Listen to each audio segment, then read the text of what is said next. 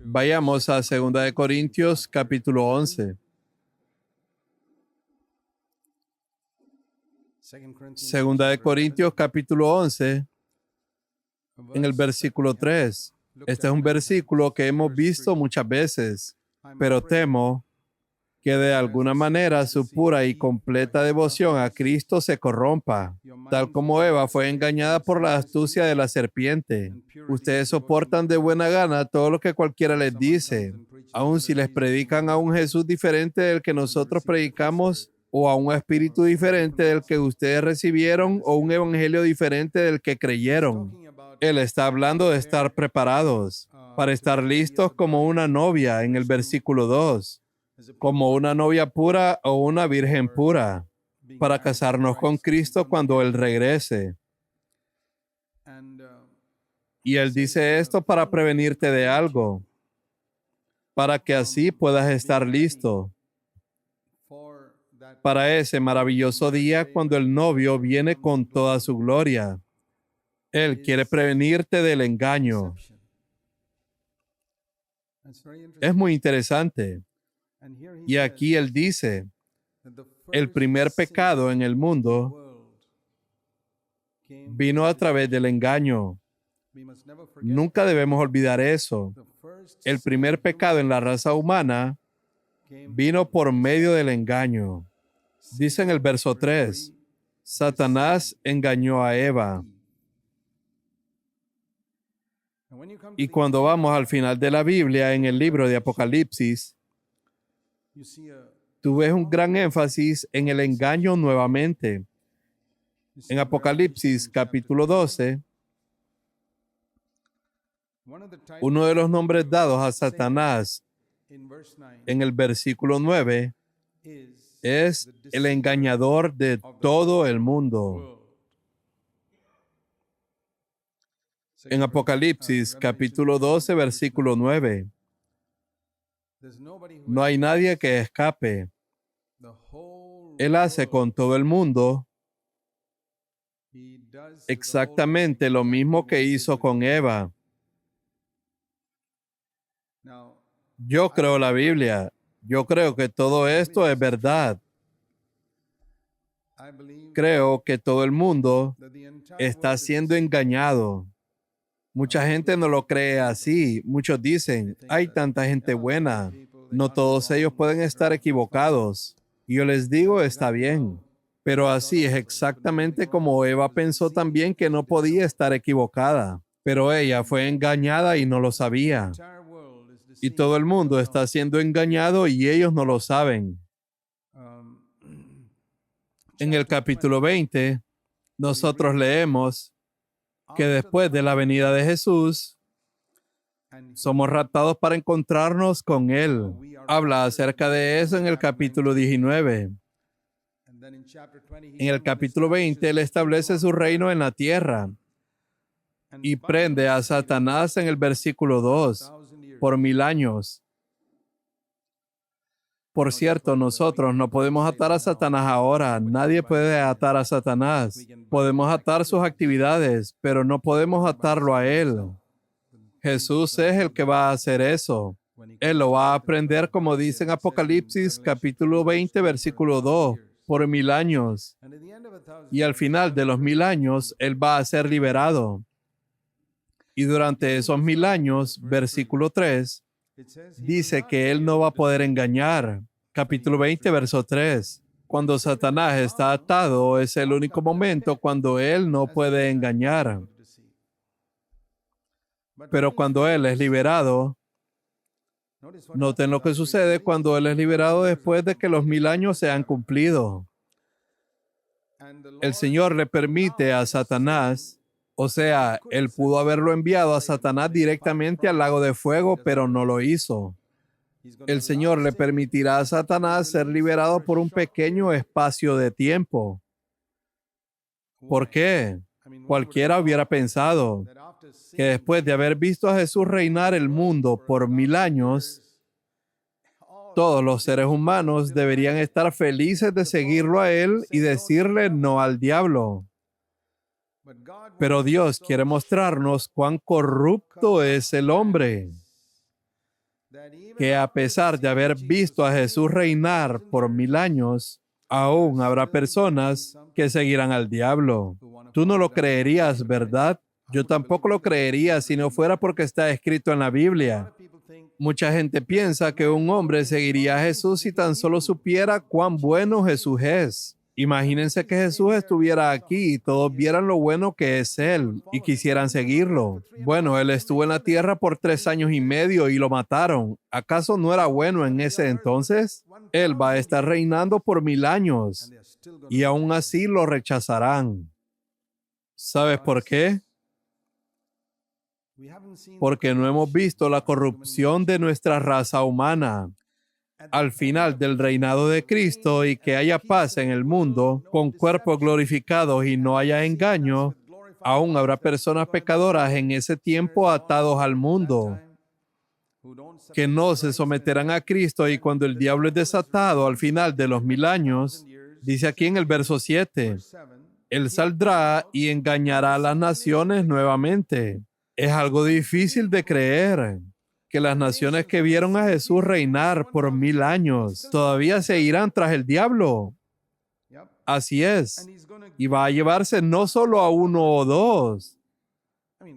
O sea, uno o dos podríamos entender. Dice en el versículo 8 que va a engañar tanta gente como la arena del mar. ¿Cómo? ¿Tanta gente? Que vieron a Jesús reinar por 1000 años, ¿aún irán tras el diablo? Y subieron y rodearon el campamento de los santos.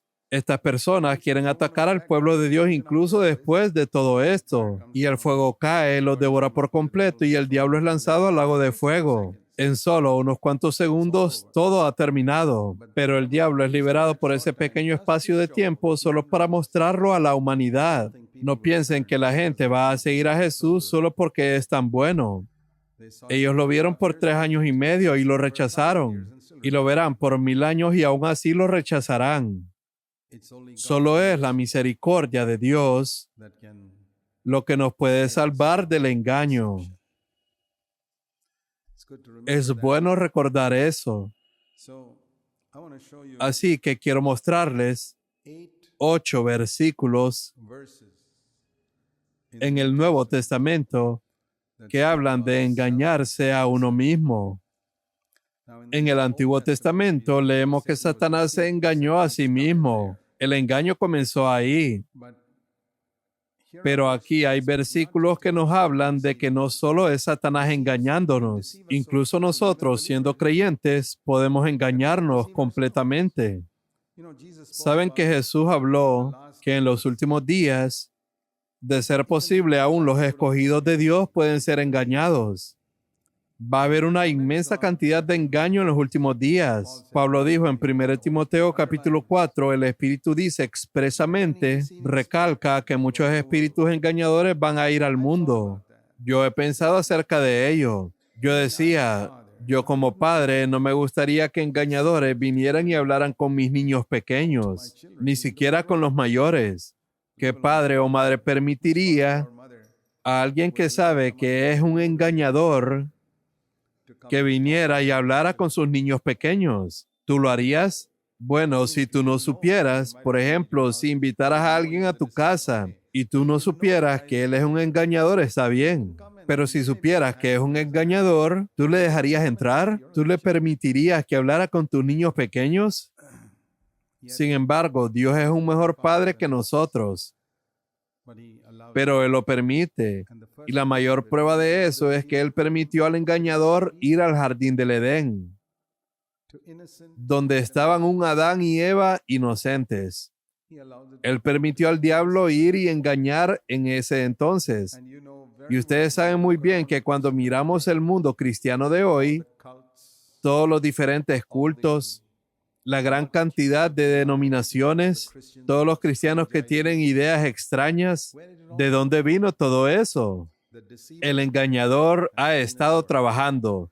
Yo diría que ha estado trabajando muy duro. Y tenemos que decir que Dios ha permitido al diablo moverse incluso en medio de sus hijos. Y nosotros sabemos lo que dice 1 Timoteo capítulo 4. Es un versículo muy aterrador, donde dice que algunos van a apartarse de la fe, prestando atención a estos espíritus engañadores. Así que ellos estuvieron en la fe. Eso significa que ellos habían nacido de nuevo, eran hijos de Dios, y luego ellos escucharon y pusieron mucha atención a estos espíritus engañadores y se apartaron. Yo he visto casos como esos, de buenos creyentes apartarse por completo hacia espíritus engañadores.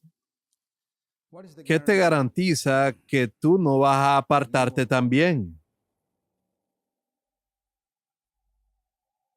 Hay gente mejor que tú que se ha apartado. Y esa es la razón por la cual si estudias las Escrituras y ves estos pasajes, estos 8 versículos que voy a mostrarles, tú les prestas atención a ellos y te guardarán de engañarte a ti mismo. Entonces podrás protegerte de estos espíritus engañadores. Pero si no nos protegemos de engañarnos a nosotros mismos, no nos podemos proteger de los espíritus engañadores. Eva fue engañada por Satanás y nosotros podríamos caer en eso si no vemos donde nosotros podríamos estarnos engañando. Así que déjenme mostrarles las 8 maneras en las que podemos engañarnos. Iremos a través del Nuevo Testamento. La primera referencia está en 1 Corintios capítulo 3, versículo 18. 1 Corintios 3, verso 18 dice, nadie se engañe a sí mismo.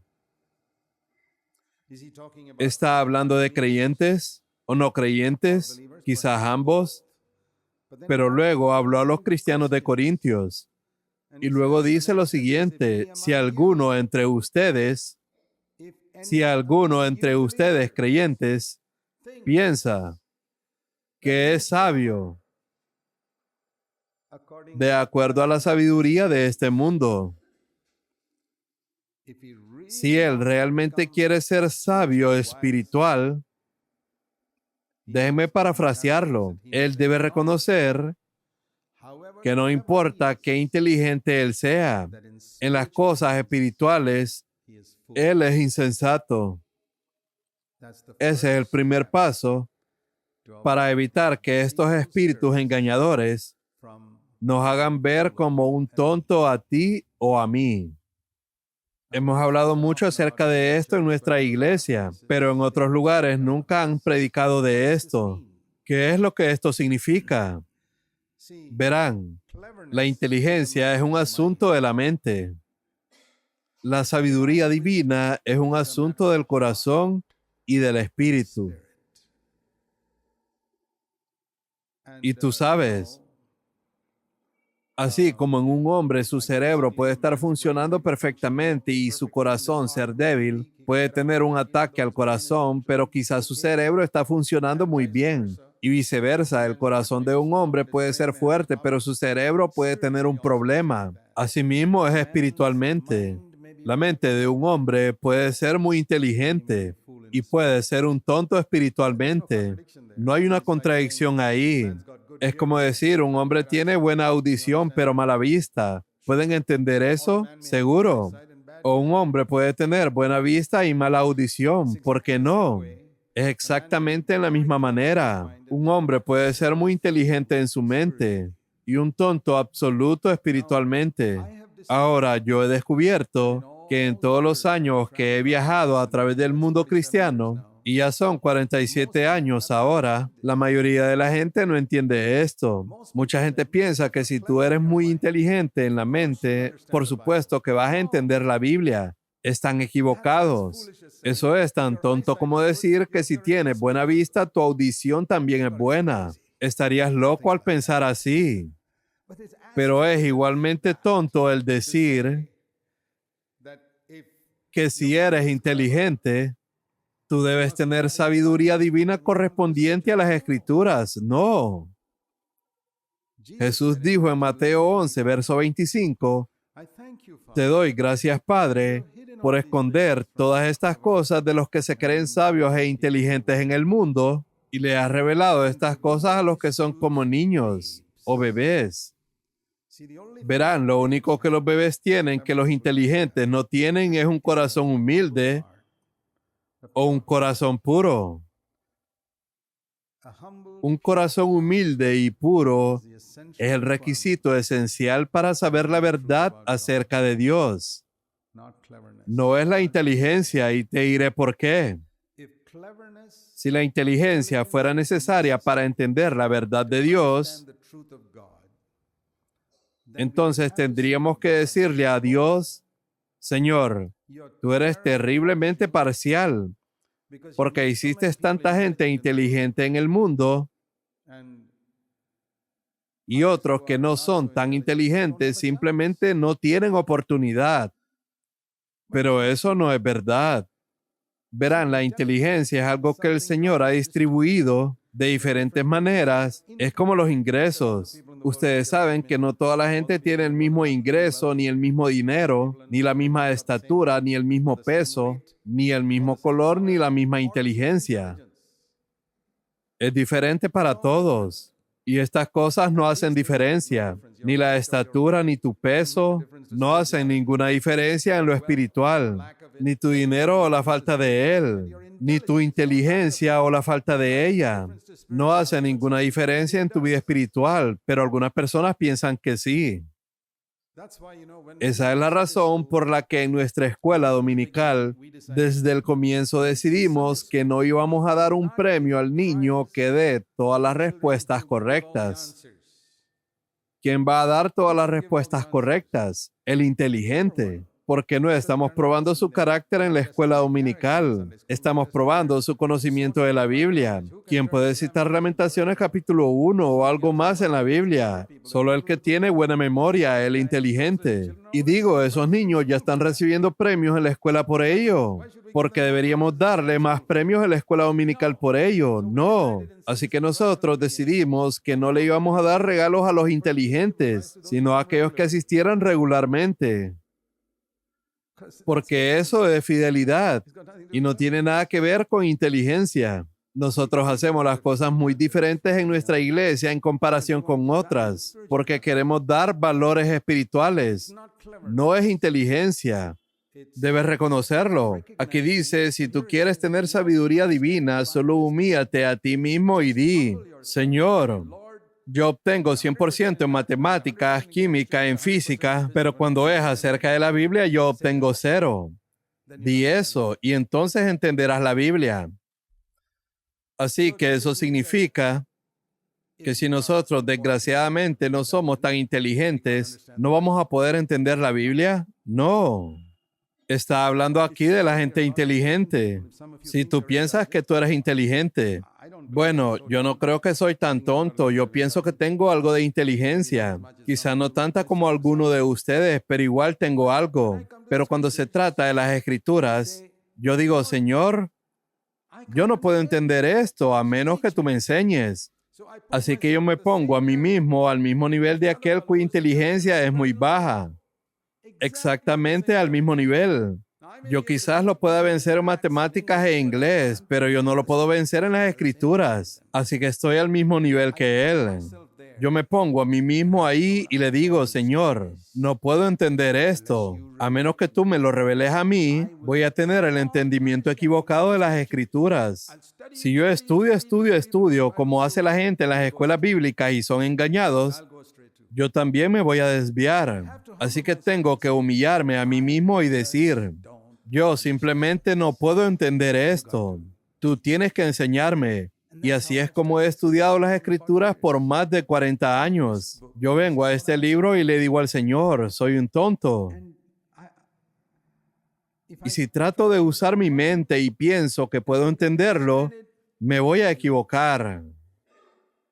Así es como dice aquí.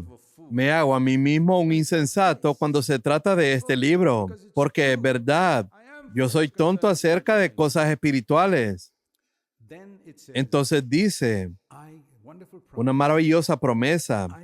Entonces puedo convertirme en sabio. Y quiero decirles a todos ustedes, jóvenes, tú necesitas sabiduría y solo la puedes recibir de la palabra de Dios, la Biblia. Y solo la podrás recibir si tú vienes a este libro con humildad, admitiendo que toda tu gran inteligencia no es de ningún uso cuando se trata de entender la palabra de Dios. Nosotros podemos ver eso incluso en nuestras propias iglesias. Algunas personas que no pueden ni hablar el inglés y estudian muy poco en sus aldeas. Pero qué grandes revelaciones tienen de las escrituras a veces, más que muchos académicos. Así que pueden ver la realidad de eso. Así que eso es lo número uno, la humildad para reconocer que cuando se trata de la palabra de Dios, mi inteligencia no sirve para mucho. Entonces me protegeré a mí mismo de ser engañado. Luego vamos al número 2. Y ese está en el capítulo 6, versículo 9. Comencemos desde el versículo 7, que dice, así que por cierto es ya una falta en vosotros que tengan pleitos entre vosotros. Él está hablando aquí acerca de un hermano que ha estado equivocado. Y él va a corte en el primer versículo. O sea, él tiene un problema con otro hermano y va a corte. Aquí dice que eso es una locura, una tontería. ¿Cómo un creyente puede hacer eso? Es una derrota desde ya. Si tú vas a corte, ya estás vencido. Dice, no te preocupes si vas a ganar en la corte o no. Tú ya estarás vencido para cuando entres en la corte. Dice en el verso 7, ¿por qué no sufrís más bien el agravio? ¿Ustedes saben la cantidad de cristianos que van a corte el uno contra el otro? Oh, alguien me llamó hereje. O ellos defienden a mi Dios. ¿Ellos defienden a mi Dios? ¿Es tu Dios tan indefenso que no se puede defender él mismo, que tú tienes que ir a defender a este Dios indefenso? Yo les enseño una prueba de que el cristianismo es la verdad. Es que si alguien defiende a mi Dios, yo no tengo que luchar por él. Él puede luchar por él mismo. Él sabe cómo lidiar con sus enemigos. Esa es la prueba. Todas las demás religiones pelean por su Dios, no el verdadero cristianismo. Oh, no. Nuestro Dios puede cuidarse a sí mismo. Así que nosotros no vamos a corte.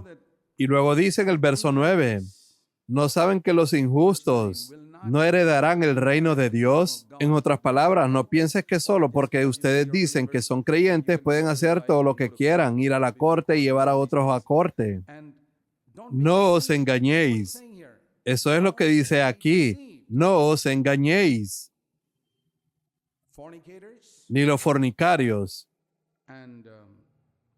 ni los idólatras, ni los adúlteros, ni los afeminados, ni los homosexuales, ni los ladrones, ni los ávaros, ni los borrachos, ni los maldicientes, ni los estafadores heredarán el reino de Dios. Mucha gente se enoja cuando se lee algo como esto, pero yo solo estoy leyendo la Biblia. Eso es lo que la Escritura dice. Esa es la palabra de Dios. Nosotros solo estamos leyendo la Biblia. ¿Y qué si alguien dice, bueno, pero yo soy un creyente? ¿Qué quieres decir con que eres un creyente? ¿Eres un creyente y un fornicario? ¿Eres un creyente y un idólatra? ¿Eres un creyente y un adúltero? ¿Eres un creyente y eres un afeminado? Eso significa un hombre que actúa como mujer. ¿Eres un creyente y eres un homosexual?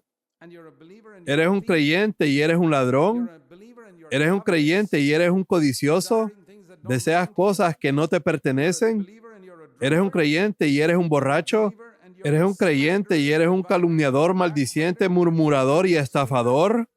Dice, lo siento, no te engañes a ti mismo. Tú no puedes ser un creyente y ser estas cosas al mismo tiempo. No, es como decir, yo soy negro y soy blanco. ¿Cómo puede ser eso? El negro y blanco no se mezclan.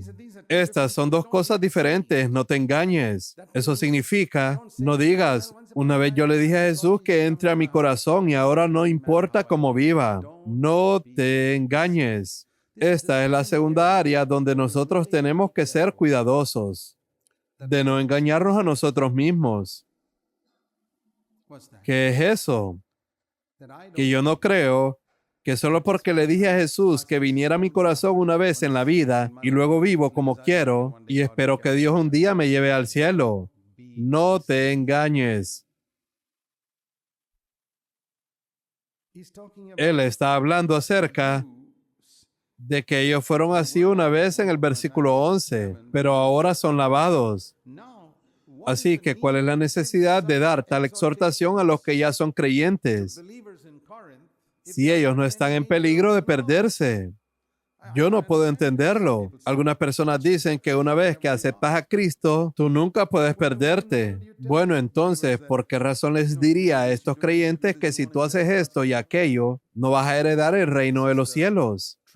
Este es el tremendo engaño de Satanás que ha logrado introducir entre los creyentes alrededor del mundo, que les ha hecho sentir que bueno, si acepté a Jesús una vez, yo estaré bien.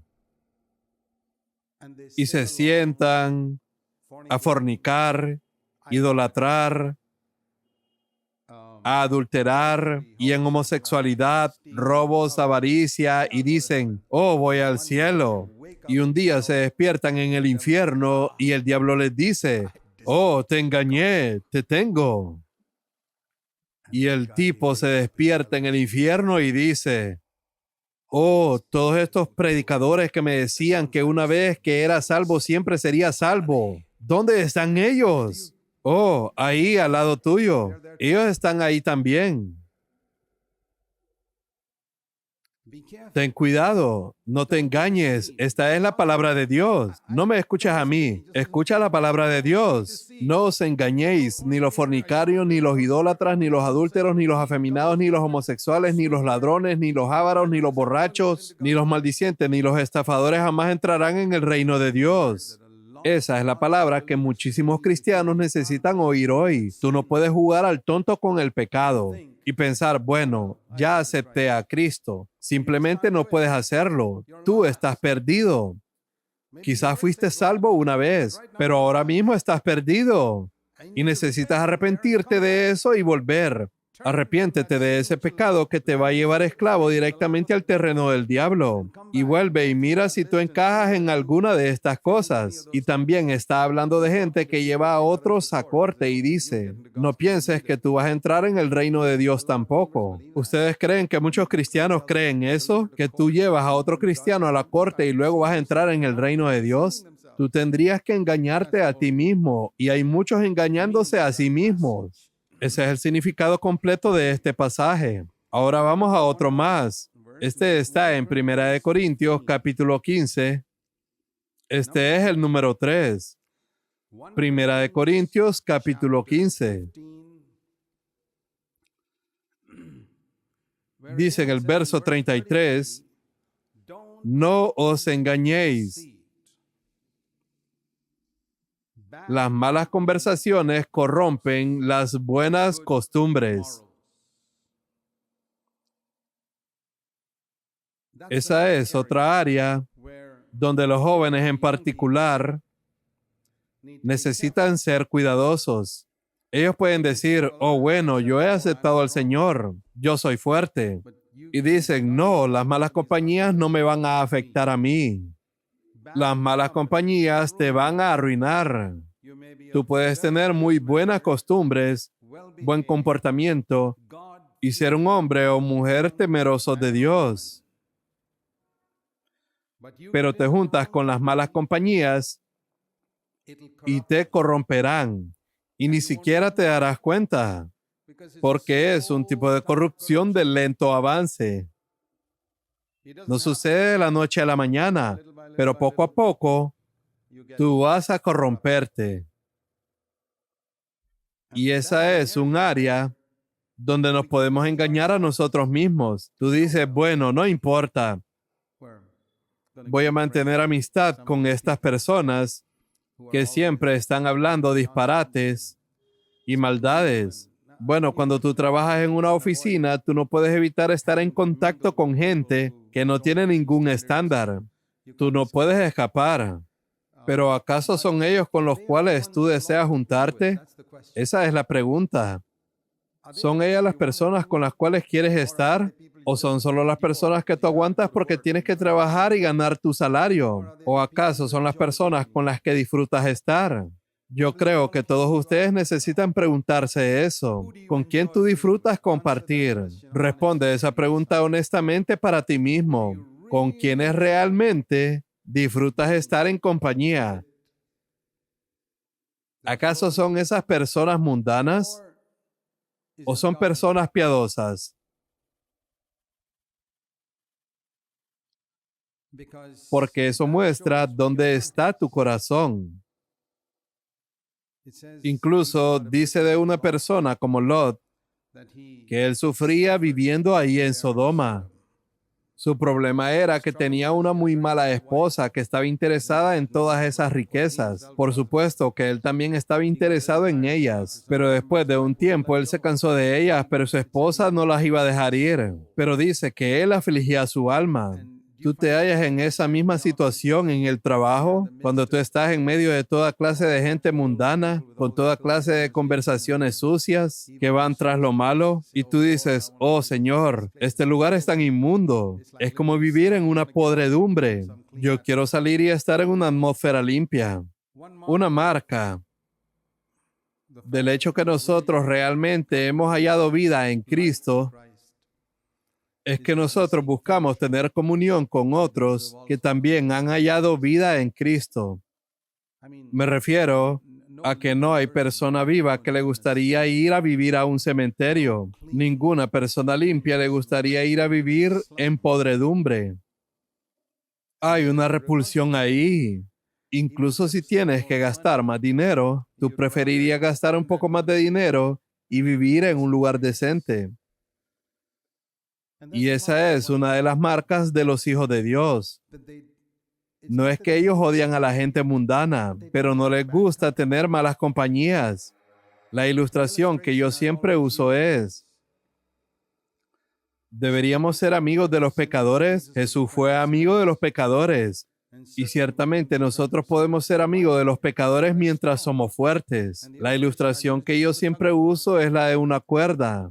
Tus amigos están de ese lado tratando de arrastrarte hacia el mundo y tú estás de este lado tratando de llevarlos a Cristo. Espero que lo estés haciendo. Y si tú encuentras que la cuerda se está yendo de ese lado, suéltala y corre. Pero si tú encuentras que estás llevando a alguno de ellos hacia el Señor, entonces mantén esa amistad. Esa es la prueba de qué amistades puedo mantener y qué amistades debería cortar. Con cada persona yo veo que tengo una cuerda entre esa persona y yo, entre la otra persona y yo y la otra. ¿Quién está ganando aquí? En este caso veo que él está ganando, mejor la suelto. No soy lo suficientemente fuerte, pero en este otro caso veo que yo estoy ganando. Quizás pueda traer a esa persona a Cristo. Así que mantengo la amistad.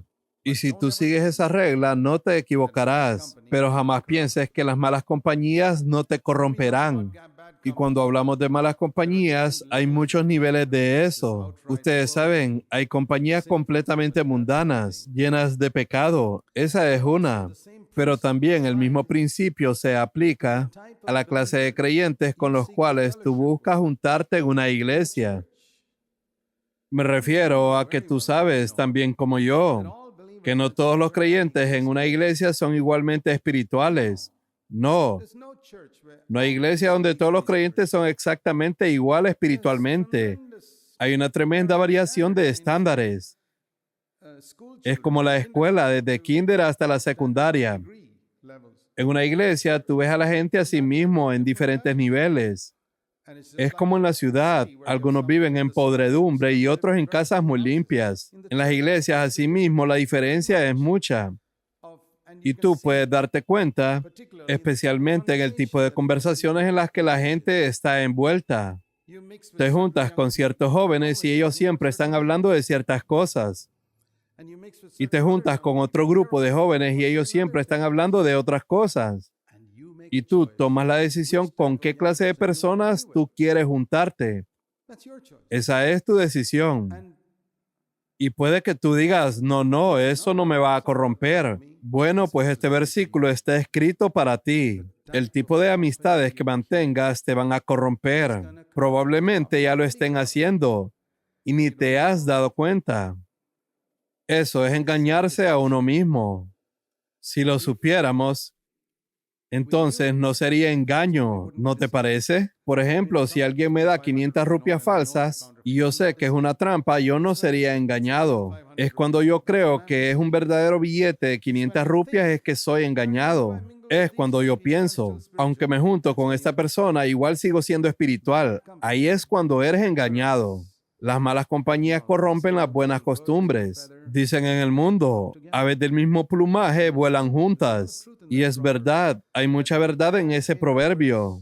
Y es que nosotros gravitamos alrededor de gente que habla de cierta clase de cosas. ¿Por qué? Porque a nosotros nos gusta también hablar de esas mismas cosas. Y no nos juntamos con otra clase de personas porque ellos hablan de otras cosas de las cuales a nosotros no nos interesa hablar. Y si hubiéramos escogido la correcta amistad, quizás seríamos mucho más espirituales de lo que somos hoy. Y en la iglesia, en esta iglesia, cada uno de ustedes, particularmente ustedes, los jóvenes, están escogiendo ciertas amistades. Tú haces de tal hermano o hermana tu modelo a seguir. Y dices, yo quiero ser como él, quiero hablar como él, vestir como él, actuar como él y hacer todo como esa persona. Y mira dónde estás hoy espiritualmente. Y hay otros que rechazan eso y dicen, no, yo no quiero ser así, los dejo ser como son. No los juzgo por eso, pero no voy a ir en la misma dirección. Y verás la diferencia en ellos, mucha diferencia. Tú no lo ves inicialmente, pero algunos años pasan y verás que el tipo de compañía que la persona ha tenido ha determinado dónde está espiritualmente hoy, especialmente con los jóvenes. Y saben que hay mucha diferencia entre los niveles espirituales de nuestros hermanos y hermanas en nuestra iglesia y en todas las iglesias. Y eso ha sido determinado por la clase de gente con la que disfrutan estar. Casi siempre está determinada por la clase de conversación y los intereses que ellos tienen. Así que recuerden siempre eso. No te engañes pensando que vas a poder vencer eso, porque no vas a poder hacerlo. Ahora vamos al número 4. Está en Gálatas capítulo 6. Este es el número 4. Gálatas capítulo 6, versículo 3. Leemos aquí Gálatas capítulo 6, versículo 3. Si alguno piensa de sí que es algo, no siendo nada, a sí mismo se engaña. Así que esta es la número 4. La otra área en la que yo me puedo engañar, y si yo me engaño a mí mismo, me abro a que los espíritus engañadores me engañen también. Esa es que después de haber sido un creyente por un tiempo, quizás he estado en la iglesia por algunos años, o quizás tenga algún don en particular. Puede ser predicar, cantar o un liderazgo. Puede ser cualquier cosa donde otros en la iglesia te reconocen. Tú no eres uno de los que está escondido entre la multitud. Tú sobresales en algo. Debido a alguna habilidad que tienes, quizás eres inteligente, o puede ser que sepas conversar bien, o eres muy alegre y a todos les gusta estar junto a ti. Eres muy popular. Y en la iglesia no eres uno de esos desconocidos o sin importancia. Eres un hermano o hermana importante. Entonces, tú puedes comenzar a pensar que tú eres alguien. Oh, yo no soy cualquier persona ordinaria, no. Lo fui años atrás, pero ahora no. Ese es el momento cuando tu propio engaño comienza. Si alguno piensa de sí que es algo, no siendo nada, a sí mismo se engaña. Puede ser que tengas un sentido de señorío. Yo he estado en la iglesia por 20 años. No soy un recién llegado como este otro. Yo he estado trabajando por 12 horas. No como esta gente que ha estado trabajando por, ¿ya saben la historia? 1 hora. ¿Cómo te atreves, Señor, a hacerme igual a ellos? Esa era su pregunta. ¿Cómo puedes hacerme igual a ellos? Ellos recién llegaron ayer. Yo he estado aquí por 25 años. Soy un miembro antiguo. Y el Señor dice, muchos que son primeros serán últimos. No solo 1 o 2. 1 o 2 se podría entender. Pero dice, muchos primeros serán últimos. Y muchos que son últimos serán primeros. ¿Por qué? Porque aquellos que recién llegaron no tenían una alta opinión de sí mismos. Ellos decían, no somos nadie, solo estamos agradecidos de que Dios nos ha aceptado. Pero aquellos que vinieron primero pensaban que eran alguien. Pregúntate a ti mismo si esta tentación no ha venido a ti. Quizá alguno de ustedes que son mayores, que han estado en la iglesia por más tiempo, o quizás alguna de las hermanas mayores, tienen una picazón de ir y aconsejar a las jóvenes. ¿Por qué? Porque viniste en la primera hora y no en la 11ª como esta gente, ¿verdad? Tú tienes suficiente conocimiento en tu cabeza para aconsejarlas, porque tú eres alguien. Que Dios tenga misericordia de ti. Te estás engañando a ti mismo. Es muy difícil encontrar una persona espiritual en la mayoría de las iglesias, porque, en primer lugar, toma tiempo ser espiritual. No puede ser espiritual de la noche a la mañana. Toma tiempo ser un hombre o mujer espiritual. Supongamos unos 20 años, pero a veces para el tiempo que la persona ha pasado por esos 20 años y crece espiritualmente, de repente la persona se infla y comienza a pensar que es alguien. Y entonces es como si el globo se desinflara y cayera a tierra. Ya no hay más aire en él, es nada. Esa es la razón por la cual es muy difícil encontrar gente espiritual, porque gradualmente ellos empiezan a pensar que son alguien. Ellos comienzan a pensar que ahora son importantes, comienzan a pensar que todos deben escucharlo. Esa es la razón por la cual me han escuchado decir muchas veces lo he dicho. Piensa en el día cuando llegaste por primera vez a la iglesia. Puedes hacer ese ejercicio hoy mismo. Piensa en el día cuando llegaste por primera vez a la iglesia. ¿Qué eras ese día? ¿Alguien sabía siquiera tu nombre? Tú no eras nadie. En el interior de tu mente, permanece allí y vas a estar bien. Deja que el Señor te haga la persona más espiritual sobre la tierra. Pero en tu propia mente, piensa de ti mismo como cuando recién llegaste a la iglesia. Perdido en la multitud, ni siquiera molesto de que alguien no supiera tu nombre. Así es como va a ser en el cielo. Espero que sepas que en el cielo no va a haber ningún señorío. Disculpen si decepciono a alguno de ustedes que estaba esperando tener algún señorío allá, pero tengo que decirte la verdad. No va a haber ningún señorío en el cielo. Todos cantarán, solo tú eres digno. Todos los demás estaremos al mismo nivel. Así que preparémonos para el cielo y considerémonos nosotros iguales al hermano que recién llegó ayer.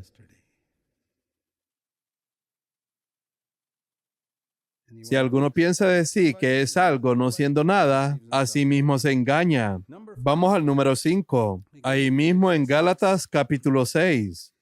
Y dice en el capítulo 6, en el versículo 7, capítulo 6, versículo 7, no os engañéis. De nuevo la misma palabra. Dios no puede ser burlado. Tú no puedes burlarte de Dios. Pues todo lo que el hombre sembrare, eso también segará. Porque el que siembra para su carne cada día, Está hablando de creyentes. De la carne segará corrupción un día. Ustedes saben, es como el que siembra mala hierba. Un día va a cosechar una gran cosecha de malas hierbas. Mas el que siembra para el Espíritu, del Espíritu cosechará vida eterna.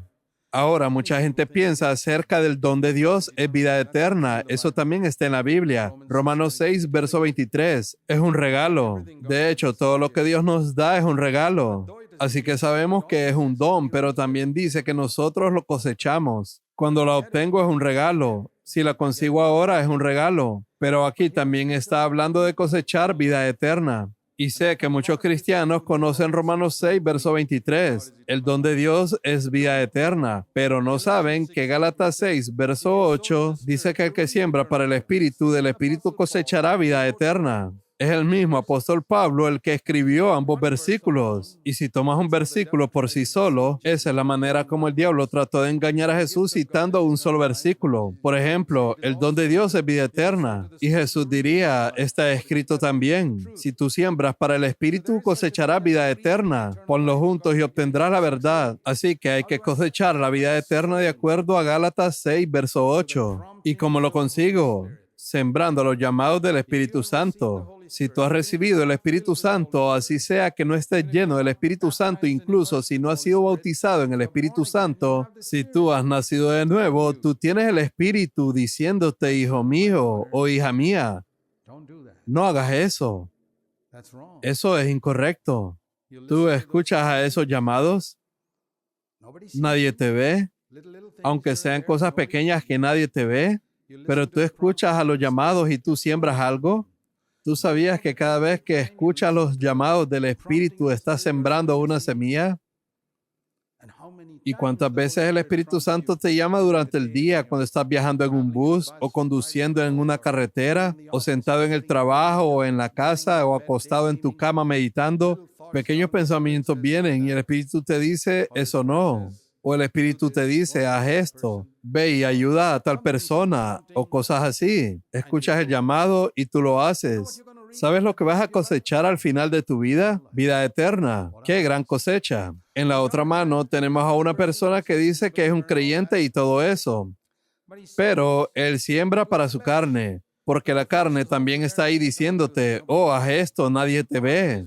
Vamos, hazlo, nadie te ve. Nadie ve, ¿verdad? Ok, y tú haces eso. Y lo vuelves a hacer una y otra vez. Pues ¿sabes qué es lo que vas a cosechar? Te diré lo que vas a cosechar. Corrupción.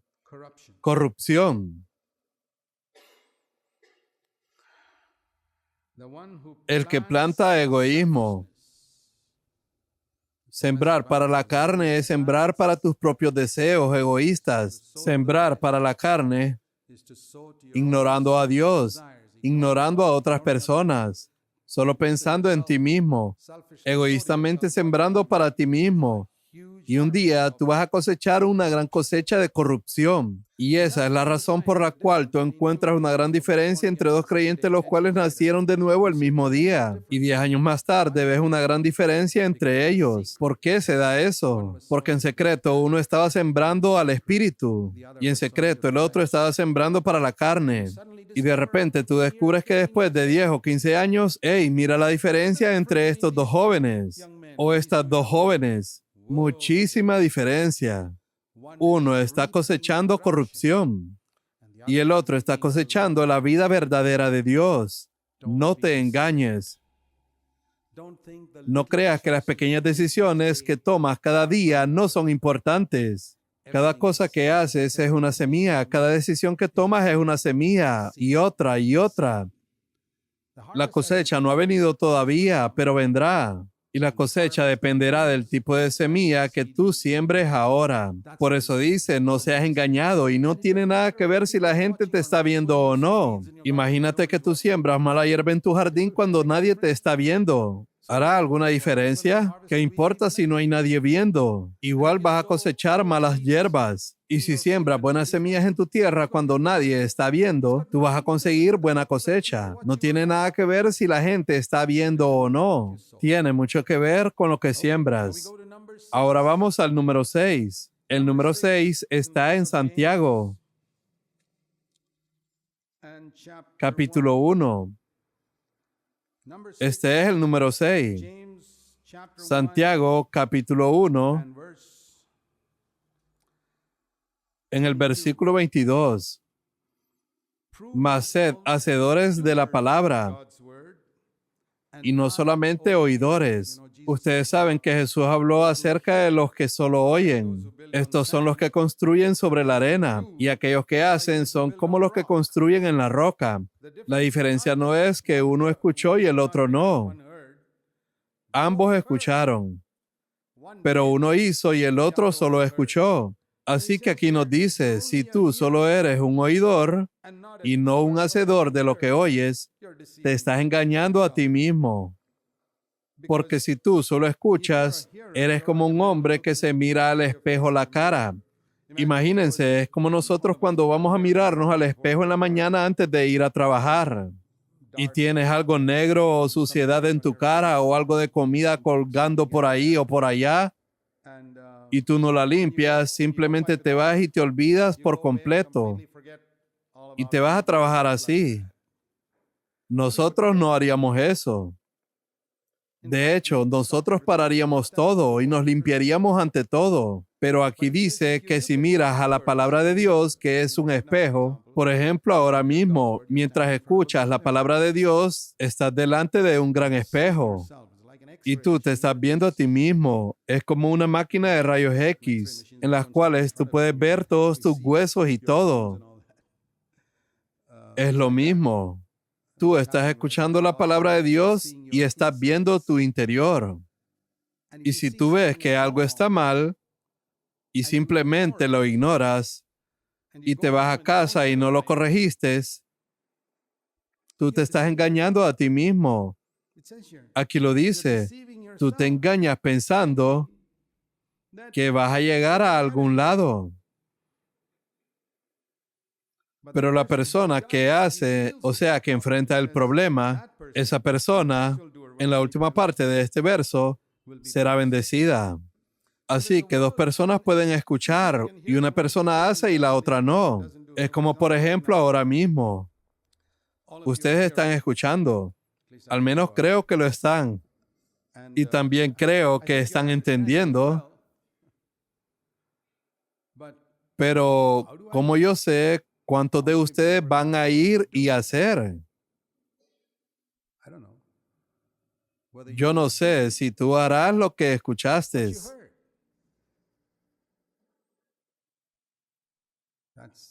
Cuando te vayas a casa o mañana, a veces yo le he dicho a la gente, ustedes deben pedir el perdón de alguien porque has lastimado a alguien y la persona no lo hace. ¿Está bien? Ya depende de ti. Ustedes saben la manera como algunos cristianos se comportan cuando ellos han lastimado a alguien. Ellos son muy orgullosos para disculparse y decir lo siento, hice eso mal. Ellos solo van y actúan como si nada ha pasado y no han hecho nada. Por ejemplo, es como si yo robara el dinero de alguien o yo le presto el dinero a alguien y no lo regresó. Y luego voy y actúo con esa persona como si nada hubiera pasado y todo estuviera igual. Ese es un engaño. Si tú has herido a alguien, tú estás en deuda con esa persona. Tú robaste algo de él. Tú le robaste su dignidad. Tú le robaste su reputación. Y no la regresas. Tú eres un ladrón. ¿Cómo puedes actuar como si nada hubiera sucedido? Ahora, Dios ve quién va y hace algo al respecto. Algunos simplemente no hacen nada. Está bien, oidores, muchos oidores. Esos son los que Satanás anda buscando. ¿Cuáles son aquellos que solo escuchan y no hacen nada? A esos son los que puedo agarrar. Así que sé un hacedor, querido hermano o hermana. Después tenemos el número 7.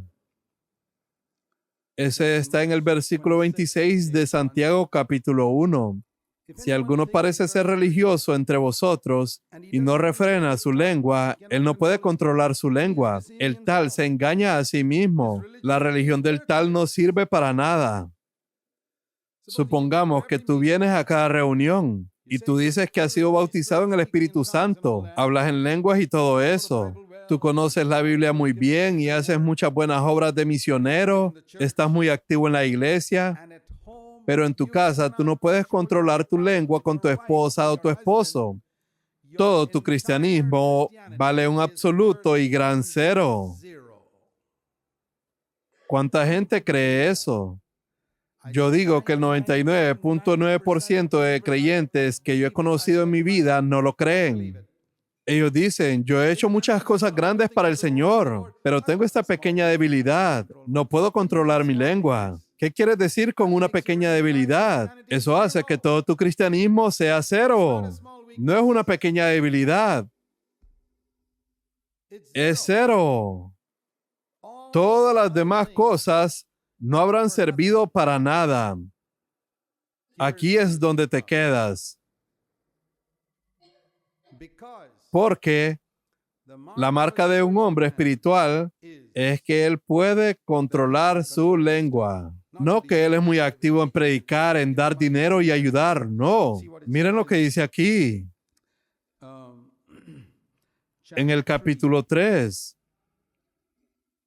En medio del versículo 2. Si alguno no ofende en palabra, este es varón perfecto.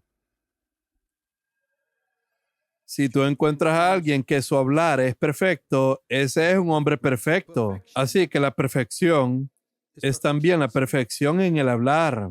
Así es como yo sé que estoy siguiendo adelante a la perfección. Tenemos este versículo que nos dice, vamos adelante a la perfección. Hebreos 6, verso 1. Poco a poco, yo no llego allá de la noche a la mañana. Hay toda una montaña Everest que tengo que escalar. Pero poco a poco voy llegando, hallando mayor control sobre mi lengua. Yo he hallado eso en mi propia vida. Mayor control sobre mi lengua. Mayor control sobre las palabras que yo hablo a la gente. O las palabras que yo escribo a la gente. Mayor control. Quiere decir que yo pienso bien lo que digo. La Biblia dice, un tonto saca todo lo que está en su mente. Tan pronto como llega a su cabeza, rueda hacia su lengua. No hay ningún filtro ahí. Nosotros no debemos hablar todo lo que nos viene a la mente. Un hombre sabio lo piensa. Algunos pensamientos pueden venir a la mente, pero pueden ser del diablo. Yo no los puedo hablar o quizás vengan de mí mismo. Él lo piensa. ¿Será que podré hablar esto? Y dice no, o quizás lo vuelve a pensar. Y dice no, no creo que debería decir eso. Y no lo dice para nada. Han habido muchas cartas que las he tenido que escribir 20 veces antes de enviarlas, porque quiero ser cuidadoso en lo que digo. La Biblia dice que en la multitud de palabras no falta el pecado. Y siempre vas a hallar que aquellos que hablan mucho, pecan mucho. Es verdad. Hay un dicho en el mundo que dice, si tú mantienes tu boca cerrada, quizá piensen que eres un tonto. Pero si abres tu boca demasiado, les quitarás toda duda de aquello.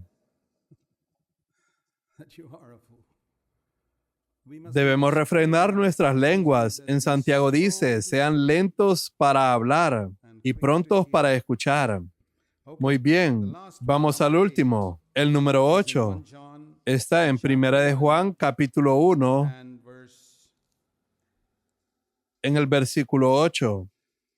Si decimos que no tenemos pecado, nos engañamos a nosotros mismos. ¿Qué es lo que eso significa? El decir no tengo pecado no está diciendo no he pecado. Esto es otro punto en el versículo 10. Eso es otro asunto. Todos decimos que hemos pecado, así que no estamos hablando del versículo 10. Este es el versículo 8, donde yo pienso, oh, yo no tengo pecado, yo estoy bien. Tú puedes tener un conflicto con alguien y piensas que la culpa solo es de la otra persona. Él hizo esto y aquello, ¿y qué hay de ti? Bueno, no puedo pensar en nada que yo haya hecho. Esa es la actitud de cuando decimos que no tenemos pecado y nos engañamos a nosotros mismos. Siempre es bueno el reconocer que siempre puede haber una posibilidad de egoísmo en nuestras acciones, en nuestras palabras. Y es bueno para nosotros el humillarnos y decir, Señor, mientras yo vive en esta vida, yo llevo conmigo una carne en la cual no hay nada bueno.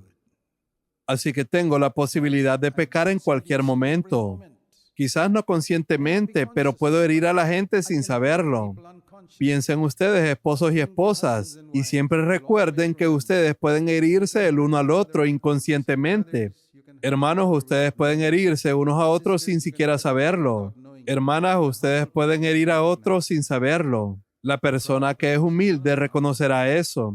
La persona orgullosa dice, no, yo estoy bien. Esa persona se engaña a sí misma y es un blanco para que Satanás lo engañe. Así que si recuerdas estas cosas, puedes estar protegido y salvarte del engaño que está viniendo sobre toda la tierra. Oremos.